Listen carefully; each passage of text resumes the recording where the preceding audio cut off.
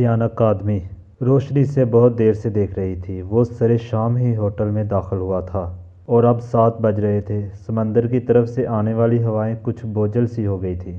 जब वो होटल में दाखिल हुआ था तो रोशनी की मेज़ के अलावा और सारी मेज़ें खाली पड़ी थीं, लेकिन अब होटल में तल डरने की भी जगह नहीं थी। वो एक खूबसूरत और जामा ज़ेब नौजवान था, लेकिन ये कोई ऐसी ख़ास बात नहीं थी जिसकी बिना पर रोशनी इसकी तरफ मतवज्जो होती।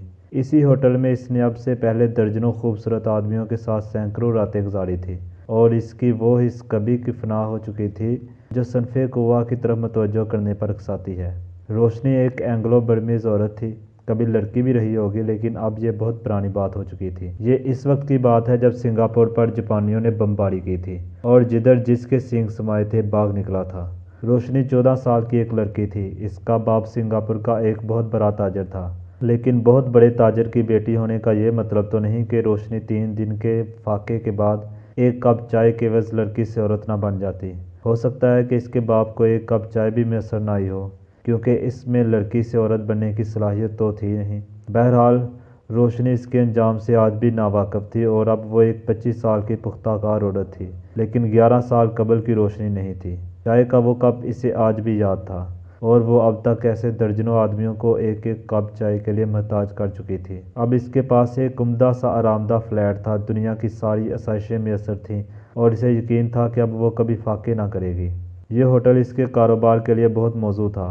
वो ज़्यादातर रातें यहीं गुजारती थी। ये होटल कारोबार के लिए यूँ मुनासिब था कि बंदरगाह यहाँ से करीब थी, और दिन रात यहाँ गैर मुल्कियों का तार बंधा रहता था, जिनमें ज़्यादातर सफ़ेद नस्ल के लोग होते थे। और ये होटल चलता भी इन्हीं के दम से था, वरना आम शहरी इधर का रुख भी नहीं करते थे। मगर रोशी इस बना पर भी इस नौजवान में दिलचस्पी नहीं ले रही थी कि वो कोई जहाज़ राह नहीं था।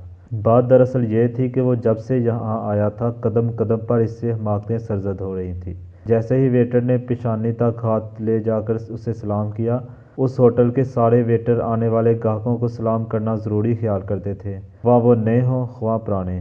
इसने भी बाकायदा तौर पर ना सिर्फ इसके सलाम का जवाब दिया, बल्कि मोदबाना अंदाज में खड़े होकर इससे मुसाफा भी करने लगा, और काफ़ी देर तक इसके बाल बच्चों की खैरियत पूछता रहा। पहले इसने चाय मंगवाई और खामोश बैठा रहा, हत्ता कि चाय ठंडी हो गई। फिर एक घूंट लेकर बुरा सा मुंह बनाने के बाद इसने चाय वापस करके कॉफ़ी का आर्डर दिया।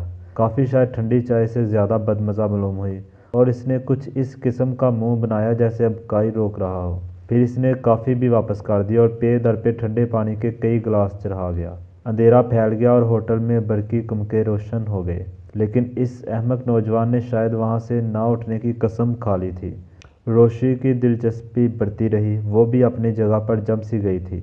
रात के खाने का वक्त होने से कबल ही मेज़ पोश तब्दील कर दिए गए, और मेज़ों पर तरोताज़ा फूलों के गुलदानों के साथ ही ऐसे गिलास भी रखे गए जिनमें नैपकिन अड़से हुए थे। इस बेवकूफ़ नौजवान ने अपनी कुर्सी पीछे खिसका ली थी, और एक वेटर इसकी मेज़ भी दुरुस्त कर रहा था।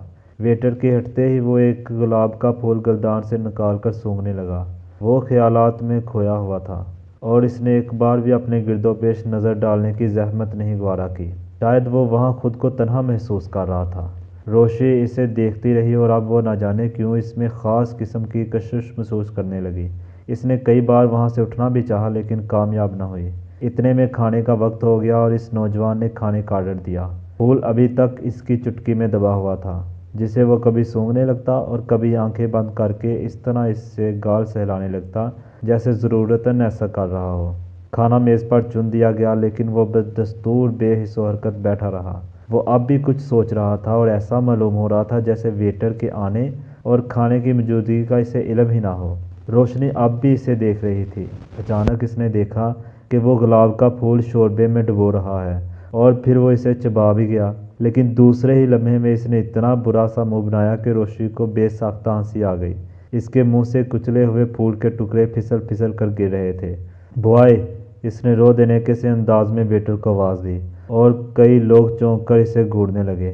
डाइनिंग हॉल अब काफ़ी आबाद हो चुका था, शायद 5 मेज़ें खाली होंगी। सब चौपट, इसने वेटर से गलूगीर आवाज़ में कहा। सब ले जाओ, बिल लाओ। बात क्या है जनाब? वेटर ने मोदबाना पूछा। बात कुछ नहीं, सब मुकद्दर की खराबी है।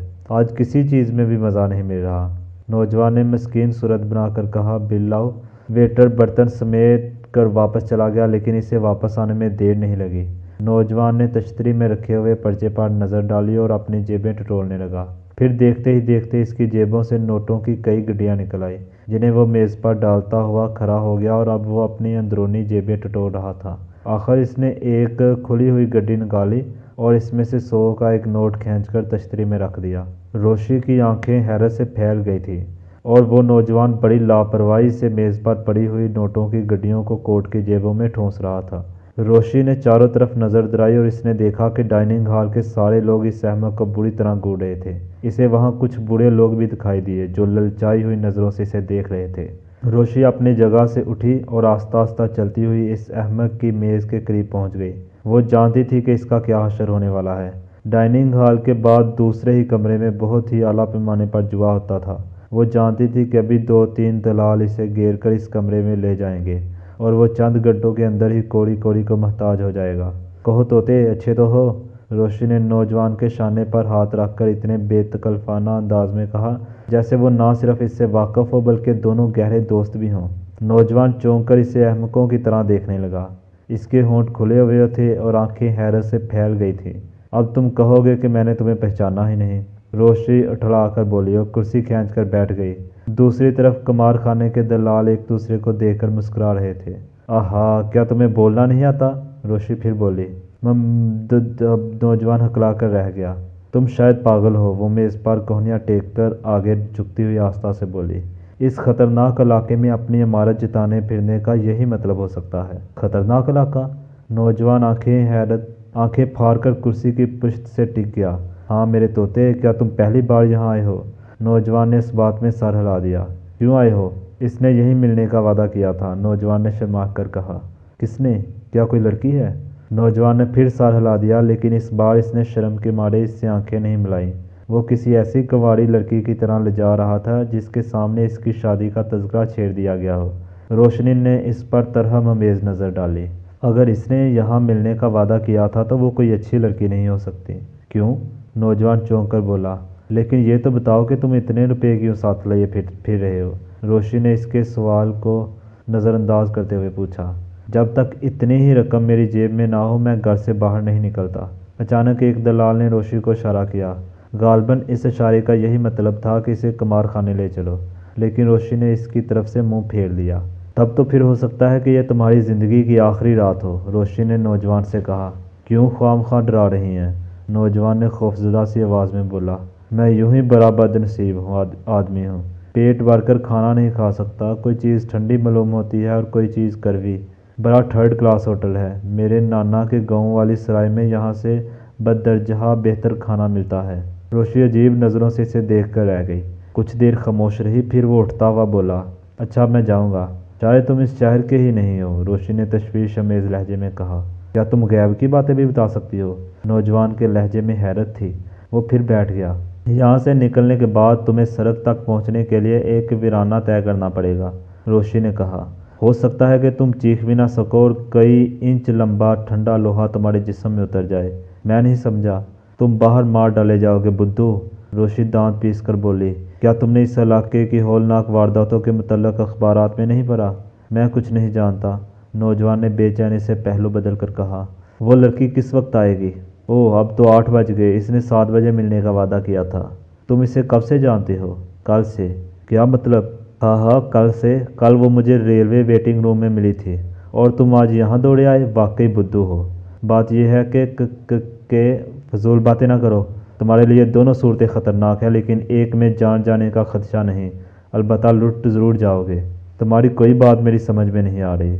बाहर फैले हुए अंधेरे पर एक ख़तरनाक आदमी की हुकूमत है और वो आदमी बाज़ औक़ात यूं ही तफरीहन भी किसी न किसी को ज़रूर कत्ल कर देता है। अगर तुम तो सोने की चिड़िया हो, इसलिए तुम्हें जानो माल दोनों से हाथ धोने पड़ेंगे। किस मुसीबत में फंस गया? नौजवान ने गुलूगीर आवाज़ में कहा। जब तक मैं कहूँ खामोशी से यहीं बैठे रहो, रोशी ने कहा। लेकिन तुमने यहाँ भी किसी खतरे का तज़किरा किया था। यहाँ तुम लुट जाओगे प्यारे तोते, रोशी ने मुस्कुराकर पलकें चिपकाते हुए कहा।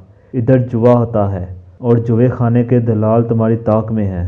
वाह वाह, अहमद ने हंसकर कहा। ये तो बड़ी अच्छी बात है, मैं जुआ खेलना पसंद करूँगा, मुझे वहाँ ले चलो। ओह मैं समझी तुम यहाँ जुआ खेलने आए हो। नहीं ये बात नहीं। उफ वो अभी तक नहीं आई। ارے بھائی قسم لے لو، میں جوا کھیلنے کی نیت سے نہیں آیا تھا، مگر اب کھیلوں گا ضرور۔ ایسے مواقع روز روز نہیں ملتے، یعنی تم حقیقتاً جواری نہیں ہو؟ نہیں، میں یہ بھی نہیں جانتا کہ جوا کھیلا کس طرح جاتا ہے۔ تب پھر کیسے کھیلو گے؟ بس کسی طرح صرف ایک بار تجربے کے لیے کھیلنا چاہتا ہوں۔ سچ کہتا ہوں ایسا موقع پھر کبھی نہیں ملے گا۔ کیسا موقع؟ بات یہ ہے، احمق آگے جھک کر رازدارانہ انداز میں بولا، نہ یہاں ڈیڈی ہیں نہ ممی۔ روشی بے اختیار ہنس پڑی، لیکن اس نوجوان کے چہرے پر حماقت انگیز سنجیدگی دیکھ کر خود بھی سنجیدہ ہو گئی، اور نہ جانے کیوں اس وقت وہ خود کو بھی بیوقوف محسوس کرنے لگی تھی۔ ڈیڈی اور ممی؟ نوجوان پھر بولا، مجھے کڑی پابندیوں میں رکھتے ہیں، لیکن میں دنیا دیکھنا چاہتا ہوں۔ میں اب بڑا ہو گیا ہوں نا، ہے کہ نہیں؟ دیکھ لو وہ اب تک نہیں آئی۔ میں تمہیں جوا نہ کھیلنے دوں گی، سمجھے؟ کیوں؟ واہ، اچھی رہی، تم ہو کون مجھے روکنے والی؟ میں نے آج سے پہلے کبھی تمہیں دیکھا تک نہیں۔ تم جوا نہیں کھیلو گے؟ روشی اپنا اوپری ہونٹ بھینچ کر بولی، دیکھتا ہوں تم کیسے روکتی ہو مجھے۔ اتنے میں قمار خانے کا ایک دلال اپنی جگہ سے اٹھ کر ان کی میز کی طرف بڑھا۔ صورت ہی سے خطرناک آدمی معلوم ہو رہا تھا۔ چہرے پر گھنی مونچھیں تھیں اور خفیف سے کھلے ہوئے ہونٹوں سے اس کے دانت دکھائی دیتے تھے۔ آنکھوں سے درندگی جھانک رہی تھی۔ وہ ایک کرسی کھینچ کر روشی کے سامنے بیٹھ گیا۔ کیا یہ تمہارے دوست ہیں؟ اس نے روشی سے پوچھا۔ ہاں، روشی کے لہجے میں تلخی تھی۔ کیا آپ پہلی بار یہاں آئے ہیں؟ ہاں ہاں، روشی جلا گئی۔ ناراض معلوم ہوتی ہو، وہ لگاوٹ کے سے انداز میں بولا۔ جاؤ اپنا دندہ دیکھو، یہ جواری نہیں ہے۔ میں ضرور جوا کھیلوں گا، احمق نے میز پر گھونسا مار کر کہا۔ تم مجھے نہیں روک سکتی، سمجھی؟ او یہ بات ہے، دلال روشی کو گھورنے لگا۔ اس کی آنکھوں میں کینہ توزی کی جھلک تھی۔ پھر وہ احمق کی طرف مڑ کر بولا، نہیں مسٹر، آپ کو کوئی نہیں روک سکتا۔ آپ جیسے خوش قسمت لوگ یہاں سے ہزاروں روپے بٹور کر لے جاتے ہیں۔ ان کی یہ کشادہ پیشانی، ہاں ہاں، عطا مندی اور نصیب واری کی نشانی ہے۔ میرے ساتھ آئیے، میں آپ کو یہاں کھیلنے کے گڑ بتاؤں گا۔ جیت پر صرف 15 روپے فیصدی کمیشن، بولیے ٹھیک ہے نا؟ بالکل ٹھیک ہے یار، احمق اس کے پھیلے ہوئے ہاتھ پر ہاتھ مارتا ہوا بولا۔ اٹھو۔ روشی وہیں بیٹھی رہ گئی اور وہ دونوں اٹھ کر قمار خانے کی طرف چلے گئے۔ روشی خواہ مخواہ بور ہو رہی تھی۔ اسے تکلیف پہنچی تھی، نہ جانے کیوں۔ وہ جہاں تھی وہیں بیٹھی رہی۔ اس کے ذہن میں آندیاں سی اٹھ رہی تھیں۔ بڑی عجیب بات تھی، آج اس سے پہلی ملاقات تھی، وہ بھی زبردستی کی، لیکن اس کے باوجود بھی وہ محسوس کر رہی تھی جیسے اس احمق کے رویے کی بنا پر برسوں پرانی دوستی ٹوٹ گئی ہو۔ اس نے اس کا کہنا کیوں نہیں مانا؟ اس کی بات کیوں رد کر دی؟ پھر اسے اپنی اس حماقت پر ہنسی آنے لگی۔ آخر وہ اسے منع کرنے والی ہوتی کون ہے؟ پتہ نہیں وہ کون ہے، کہاں سے آیا ہے، کل کہاں ہوگا۔ ایسے آدمی کے لیے اس قسم کا جذبہ رکھنا حماقت نہیں تو اور کیا ہے؟ اس سے پہلے ایک نہیں سینکڑوں آدمیوں سے مل چکی تھی، اور انہیں اچھی طرح لوٹتے وقت بھی اس کے دل میں رحم کا جذبہ نہیں بیدار ہوا تھا، لیکن اس احمق نوجوان کو دوسروں کے ہاتھوں لٹتے دیکھ کر نہ جانے کیوں اس کی انسانیت جاگ اٹھی تھی۔ اسے ایسا محسوس ہو رہا تھا جیسے اس کا کوئی نالائق لڑکا اس کا دل توڑ گیا ہو۔ وہ جہنم میں جائے، وہ آہستہ سے بربرائی اور ویٹر کو بلا کر ایک پیگ وسکی کا آرڈر دیا۔ پھر اس نے اس طرح اپنے سر کو جھٹکا دیا جیسے اس احمق کے تصور سے پیچھا چھڑانا چاہتی ہو۔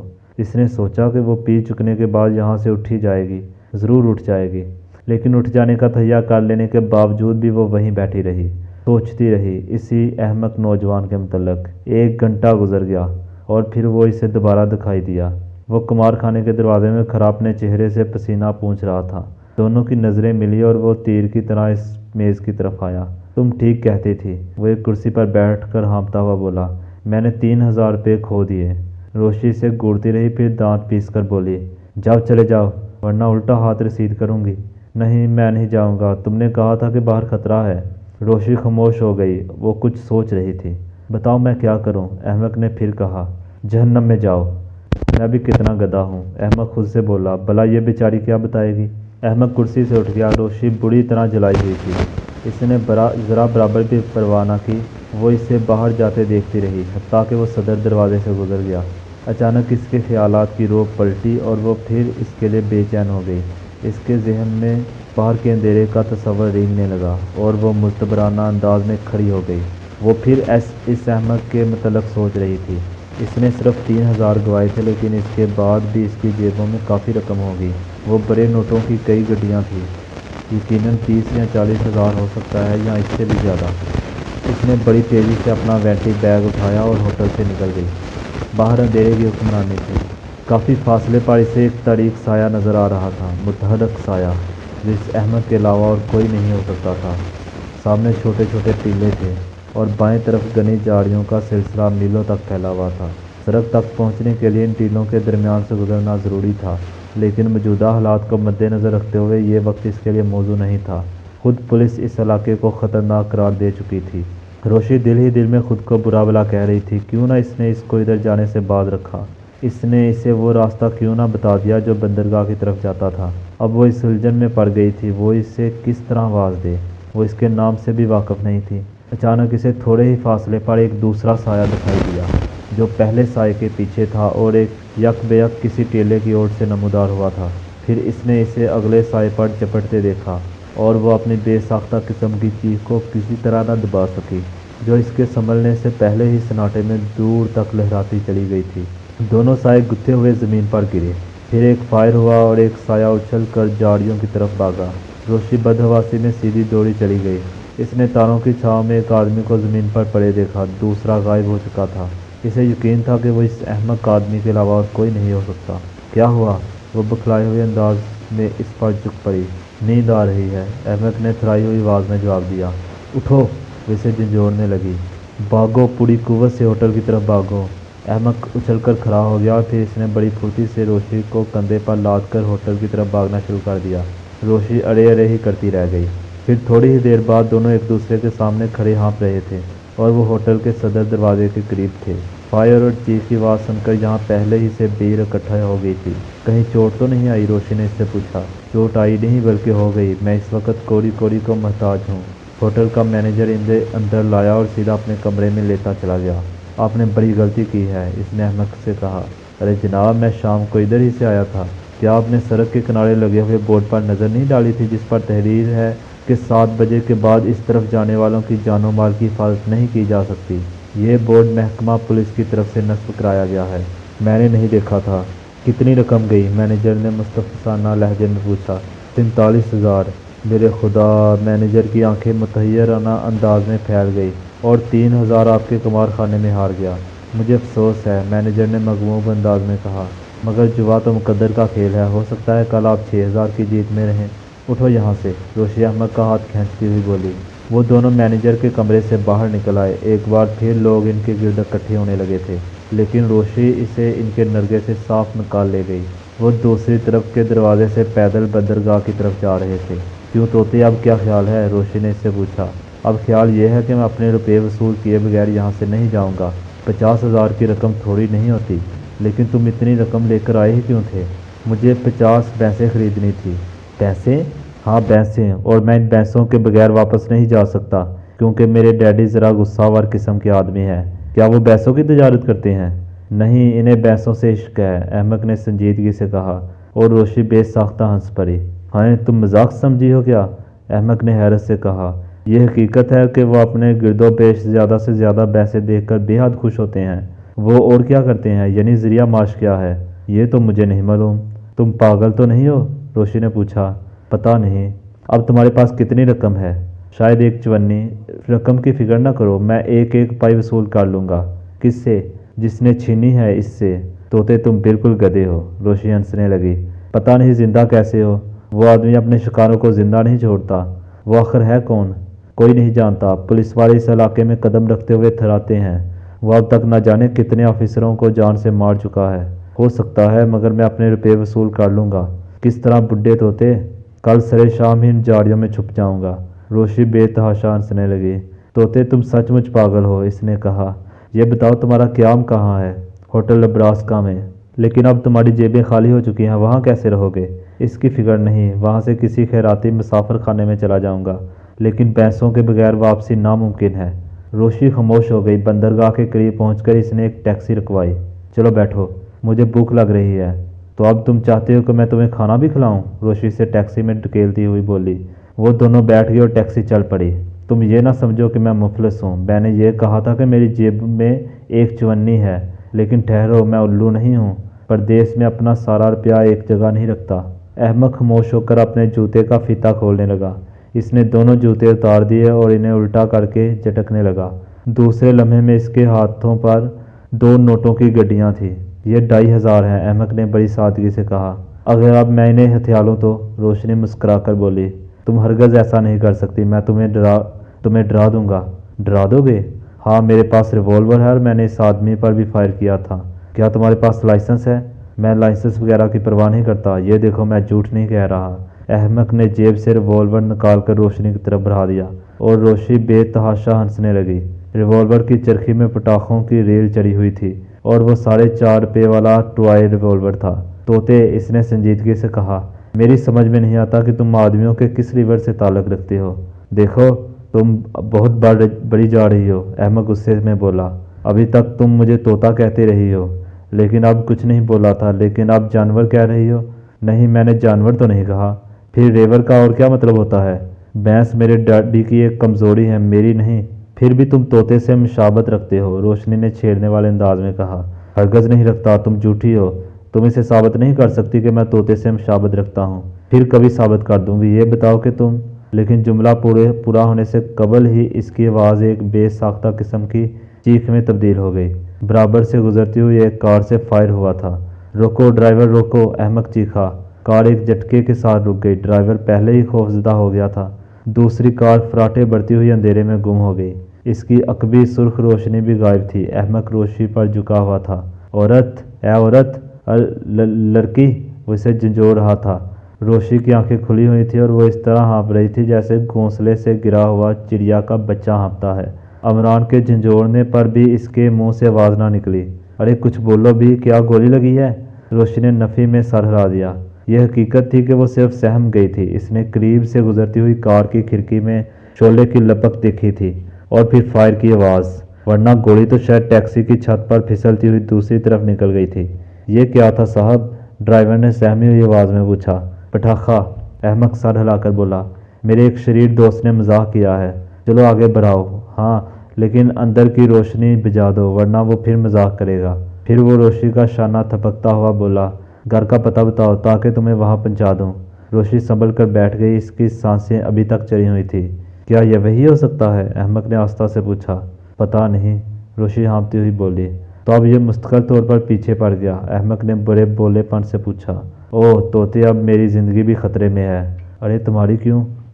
وہ پاگل ہے، جس کے بھی پیچھے پڑ جائے ہر حال میں مار ڈالتا ہے۔ ایسے کیس بھی ہو چکے ہیں کہ بعض لوگ اس کے پہلے حملے سے بچ جانے کے بعد دوسرے حملے میں مارے گئے ہیں۔ آخر وہ ہے کون اور کیا چاہتا ہے؟ روپے تو چھین چکا، پھر اب کیا چاہیے؟ میں نہیں جانتی کہ وہ کون ہے اور کیا چاہتا ہے۔ بہرحال یہ سب کچھ تمہاری حماقتوں کی وجہ سے ہوا۔ یعنی تم چاہتی ہو کہ میں چپ چاپ مر جاتا؟ احمق نے بڑی سادگی سے سوال کیا۔ نہیں طوطے، تمہیں اس طرح اپنی عمارت کا اظہار نہیں کرنا چاہیے تھا۔ مجھے کیا معلوم تھا کہ یہاں کے لوگ 50,000 جیسی حقیر رقم پر بھی نظر رکھ سکتے ہیں۔ تم اسے حقیر رقم کہتے ہو؟ روشنی نے حیرت سے کہا۔ ارے میں نے اپنی ساری زندگی میں اتنی رقم یکمشت نہیں دیکھی۔ طوطے، تم آدمی ہو یا ٹکسال؟ چھوڑو اس تذکرے کو۔ تم کہہ رہی تھی کہ تم خود کو خطرے میں محسوس کر رہی ہو۔ ہاں، یہ حقیقت ہے۔ کہو تو میں یہ رات تمہارے ہی ساتھ گزاروں۔ اوہ طوطے، ضرور ضرور۔ کیا ایک بات میں نے ضرور مارک کی ہے، تم بالکل طوطے ہونے کے باوجود بھی لاپرواہ اور نڈر ہو، لیکن تمہارا یہ ریوالور ابھی تک میری سمجھ میں نہیں آ سکا۔ اچھا، تو پھر میں تمہارے ساتھ ہی چل رہا ہوں، لیکن کیا تمہارے گھر پر کچھ کھانے کو مل سکے گا؟